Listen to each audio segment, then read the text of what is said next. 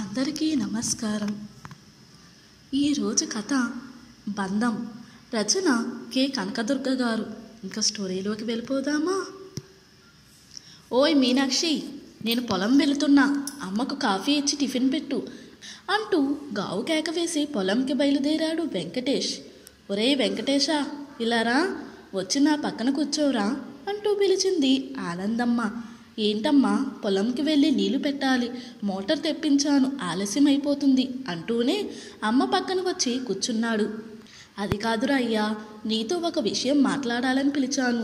నీకు పని ఉంటే పోయి చేసుకో, రాత్రికి మాట్లాడుకుందాం అన్నది కొడుకు భుజం మీద ప్రేమగా రుద్దుతూ. భర్త ఇంకా వెళ్ళకపోయేసరికి వాళ్ళిద్దరికీ కాఫీ ఇచ్చి లోపలికి వెళుతున్న మీనాక్షిని కూడా ఆపి, నువ్వు కూడా కూర్చో అన్నది ఆనందమ్మ. ఏంటత్తమ్మా, చాలా పనులున్నాయి, ఇడ్లీ పొయ్యి మీద పెట్టాను, ఆవిరి వచ్చేస్తుంది, వెళ్ళి ఆపి వస్తానుండండి అని లోపలికి వెళ్ళి స్టవ్ ఆపేసి వచ్చి, అత్తమ్మ ఏంటి ఈరోజు కొత్తగా ఇద్దరిని పిలిచి మాట్లాడుతున్నారు అన్నది మీనాక్షి తడిగా ఉన్న చేతులు కొంగుతో తుడుచుకుంటూ. ఏమీ లేదే, మీతో ఒక విషయం చెప్పాలి, ఎందుకు మనస్సు అంతా భారంగా ఉంది. అయ్యా వెంకటేశ, నాది ఒక చిన్న కోరిక తీరుస్తావా అన్నది. వెంకటేష్ చేతులు రెండూ పట్టుకుని వెంకటేష్ వెంటనే భార్య వైపు చూశాడు. ఏంటమ్మా, నీ కోడలి నిన్ను సరిగ్గా చూసుకోవడం లేదా? నీకు కావలసినవి వండి పెట్టట్లేదా అన్నాడు నవ్వుతూ. బాగుంది, అత్తగారిని మా అమ్మలా చూసుకుంటుంటే లేనిపోని అనుమానాలు మీరు కల్పించకండి అన్నది రుసరుసా చూస్తూ. వాడంతే అంటాడు, నువ్వేమీ బాధ పెట్టుకోకు మీనాక్షి, వాడి సంగతి తెలిసిందేగా అన్నది ఆనందమ్మ కోడలికి కోపం వచ్చిందేమో అని. ఒరే వెంకటేశ, నాకా వయసు అయిపోతుంది, రేపో మాపో పాడెక్కుతాను అనగానే, అయ్యో ఏంటలా మాట్లాడకండి అత్తమ్మ, నాకు ఏడుపు వస్తుంది అన్నది వెంటనే ఏడుస్తూ మీనాక్షి. ఆమె కళ్ళు వెంట కన్నీళ్లు వస్తుంటే, పిచ్చి పిల్ల అని, ఇలాంటి బంగారం నా కోడలైనందుకే ఇంకా నేను బ్రతికి ఉన్నాను. అదే వేరే పిల్ల కనుక అయ్యుంటే ఈ పాటికి ఎప్పుడో చనిపోయేదాన్ని. నువ్వు నా బంగారినివే అమ్మా అంటూ కోడల్ని దగ్గరకు తీసుకుని బుజ్జగించింది.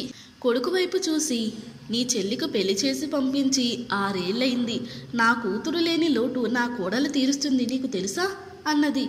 ఒరేయ్, నా కోరిక ఏంటంటే ఈ ఉగాది పండక్కి మీ చెల్లిని పిలవరా, అది వెళ్ళిన తర్వాత కనీసం ఒక్కసారి కూడా ఇండియా రానేలేదు, ఆ సింగపూర్లోనే ఉంది, దూరభారం అని నువ్వు చెల్లిని పిలిచింది లేదు. వచ్చే ఉగాది పండక్కి చెల్లిని బావని మేనల్లుడిని పండక్కి రమ్మని ఫోన్ చేయరయ్యా. వచ్చే ఏడాది నేను ఉంటానో పోతానో తెలియదు, మీ ఇద్దరిని సంతోషంగా చూసి చచ్చిపోతాను అన్నది బ్రతిమలాడుతూ.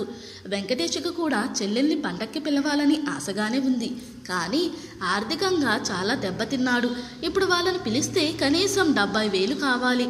ఎయిర్పోర్ట్కి వెళ్ళి తీసుకువచ్చిన దగ్గర నుండి తిరిగి ఎయిర్పోర్ట్లో దించే వరకు ఖర్చు అంతా తానే భరించాలి. చీర సారే పెట్టాలి, ఎలా అని ఆలోచిస్తూ ఉండిపోయాడు. యారా, ఏం మాట్లాడవేంటి అన్నది ఆలోచనలో పడి ఉన్న కొడుకుని చూస్తూ. వచ్చే ఏడాది చూద్దాంలే అమ్మా, ఇప్పుడు రావాలంటే చెల్లికి ఇబ్బంది, అయినా ఎప్పుడు పిలిచినా మీరే రండి అంటుంది. నేను సింగపూర్ వెళ్ళలేను అనే కదా అలా పిలుస్తుంది, నన్నేదో దెప్పు పొడుస్తున్నట్టు ఉంటుందమ్మా ఆ మాట అన్నాడు బాధగా వెంకటేష్. కొడుకు మాటకు ఆనందమ్మ మనసు నొచ్చుకుంది. మీనాక్షి కూడా ఏమీ మాట్లాడకుండా లోపలికి వెళ్ళిపోయింది. చిన్నప్పుడు ఇద్దరినీ చూసుకుని మురిసిపోయేది. పండుగ కోసం పిల్లలకి పిండి వంటలు, బట్టలు, వారికి నచ్చినవి అన్నీ సిద్ధం చేసి వారిని చూసి ఎంతో సంతోషపడేది ఆనందమ్మ. పిల్లల పెళ్ళిళ్ళైపోయి ఎవరి దారిన వారు వెళ్ళిపోతే కనీసం ఒకరికొకరు చూసుకోవడం కూడా లేకుండా పోయింది. ఈ పండగ సందర్భంగా అయినా పిల్లలిద్దరూ కలిసి ఒక 2 రోజులు ఉంటే వాళ్ళని తనివి తీరా చూసుకోవాలని ఆమె ఆశపడుతుంది. తల్లి మనసు పిచ్చిది, ఎప్పుడు బిడ్డలను చూసుకోవాలని కొట్టుకులాడుతుంది. ఏంటండి, అత్తమ్మ ఉదయం అడిగిన విషయం ఏం చేశారు అన్నది మీనాక్షి పక్క సర్దుతూ. ఏముంది, మన పరిస్థితి నీకు తెలియనిది కాదు, ఉన్న డబ్బంతా పొలం మీద పెట్టాను, చేతికి వచ్చిన పంట నోటికాడక రాకుండానే ప్రతి ఏడాది ఏదో ఒక రూపంలో కొట్టుకుపోతుంది, మనం తినడానికి కష్టంగా ఉంటుంది. ఇప్పుడు వాళ్ళు వస్తే ఎలాగే అన్నాడు దిగులుగా మంచం మీద పడుకుంటూ. మీరిద్దరూ కలిసి ఉంటే చూడాలని అత్తమ్మ కోరిక. మీ చెల్లిని చూసి ఏళ్ళు గడిచిపోయాయి, ఆడపిల్లకు పుట్టింటి మీద ఆశ ఉంటుంది, మీరు పిలవందే ఆ అబ్బాయి మాత్రం ఎందుకు పంపిస్తాడు? డబ్బు ఈ రోజు లేదు, రేపు వస్తే అత్తమ్మ కోరిక తీరుతుందా?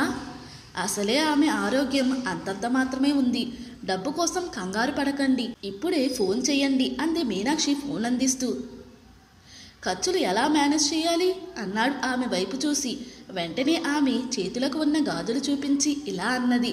ఆమె 2 చేతుల దగ్గరకు తీసుకుని ముద్దు పెట్టుకుని చెల్లికి ఫోన్ చేశాడు వెంకటేష్. ఎయిర్పోర్ట్ కారు తీసుకుని వెళ్ళాడు. చెల్లిని, బావని, అల్లుణ్ణి చూడగానే చాలా సంతోషం అనిపించింది. వెంటనే చెల్లిని పట్టుకుని, నా బంగారు తల్లి, ఎన్నేళ్ళయింది నేను చూసి అని నుదుటి మీద ముద్దు పెట్టుకున్నాడు. ఆప్యాయంగా అన్నయ్యని అల్లుకుపోయింది సుధా. మామయ్య అంటూ దగ్గరికి వచ్చి కౌగలించుకున్నాడు మేనల్లుడు. బావా బాగున్నావా అని హత్తుకున్నాడు సుధ భర్తను. అందరూ దగ్గరైనప్పుడు ఆనందం, పట్టరాని సంతోషంతో అందరి కళ్ళు కన్నీళ్లతో నిండిపోయాయి.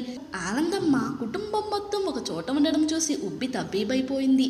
ఉగాది పండక్కి మీనాక్షి అందరికీ కొత్త బట్టలు కొన్నది, పిండి వంటలు చేసింది. ఉగాది పచ్చడిలో ఉన్నట్టే షడ్రుచుల ఆనందాన్ని అందరూ అనుభవిస్తున్నారు. మీనాక్షి సుధకి పట్టుచీర, సారే పెట్టింది. అవి తీసుకుని, ఏం వదినా, గిఫ్ట్లు అన్నీ మాకేనా? మీ ఆనందమంతా మాకే పనిచేస్తావా అన్నది. మీరు ఆనందంగా ఉండడమే నాకు కావాలమ్మా అన్నది మీనాక్షి నవ్వుతూ. వెంటనే సుధ చేతికి ఒక బాక్స్ అందించాడు భర్త.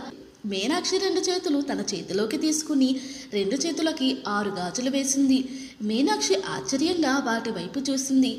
నీ కోసం ప్రతి సంవత్సరం ఒక గాజు తీసుకుంటున్నా వదినా, ఇప్పటికీ 6 ఏళ్లకి 6 గాజులయ్యాయి.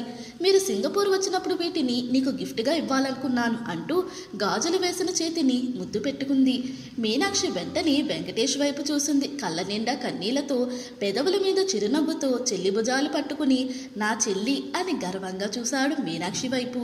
మీనాక్షి నవ్వి సుధని కౌగలించుకుంది. ఆనందమ్మ అన్నా చెల్లి ప్రేమ ఆప్యాయతలకు మురిసిపోతూ సంతోషంగా మనవడితో ఆడుకుంటుంది.